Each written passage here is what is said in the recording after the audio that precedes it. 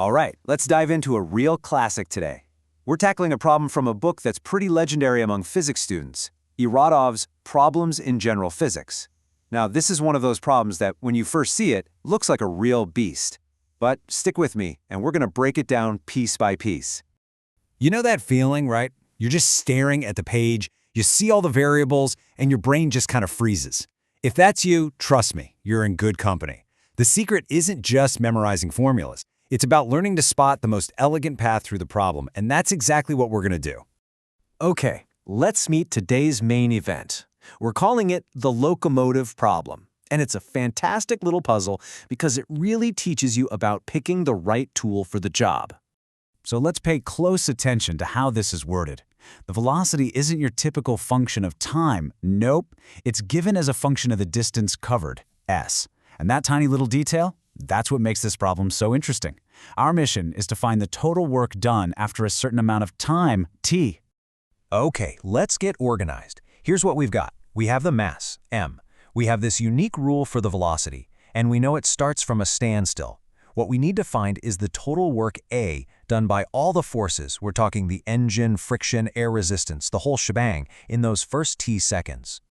So, you see the words forces, mass, and motion.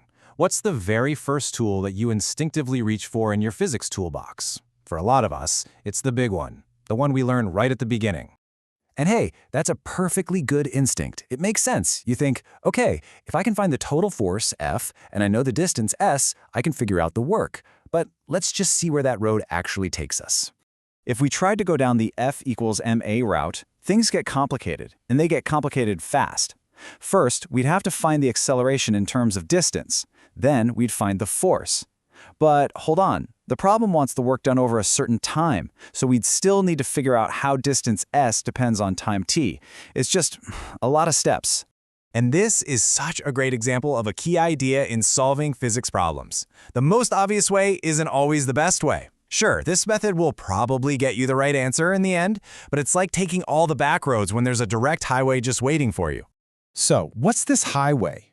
Well, it's an incredibly powerful principle that connects work directly to an object's motion. It lets us completely bypass calculating all those messy forces. And here it is, the hero of our story, the work-energy theorem. It is so simple and so elegant. It just says that the total work done on something from every single force combined is just equal to the change in its kinetic energy. So A total is simply the final kinetic energy minus the initial kinetic energy. I mean, just look at this comparison. On the left, you've got that long, winding scenic route with all its steps. But on the right, the direct path. All we need to do is figure out the velocity at time t, and we can instantly calculate the change in kinetic energy. That's it. It's so much cleaner. Okay, theory time is over. We're armed with the work-energy theorem. Let's actually do this. So, this is the key. Our big, scary problem of finding total work has just been transformed into a much simpler, more manageable problem. What is the locomotive's velocity, v, when the clock hits time t? We always start with what the problem gives us. V equals a root s. And we also know from basic calculus that velocity is just the rate of change of position, ds over dt. So we can set those two things equal to each other. And just like that, we've created a differential equation that links distance to how it's changing over time. Now for a classic calculus move, we're going to do a little bit of algebra to get everything that has an s in it on one side of the equation and everything that has a t in it on the other side. This is called separating the variables, and it sets us up perfectly for the next step. And now we integrate. You can think of this as just adding up all the tiny little changes on both sides. We sum up the changes in distance from our starting point, which was 0, to some final distance s. And we do the same for time, from 0 to t. This process magically gives us a clean, direct relationship between how far we've gone and how long it took. With a little bit of algebraic shuffling, we can isolate s and get this awesome expression for the distance traveled at any time t. This is a really useful piece of information, but remember, it's not our final goal. We still need the velocity. And here it is, the aha moment. We take our new formula for s of t and we plug it right back into the original velocity rule the problem gave us. A little bit of simplification, and will you look at that? We now have the velocity as a function of time, t. This is the exact piece of the puzzle we've been looking for. And just like that, the hard part is over. We now know the locomotive speed at any given moment.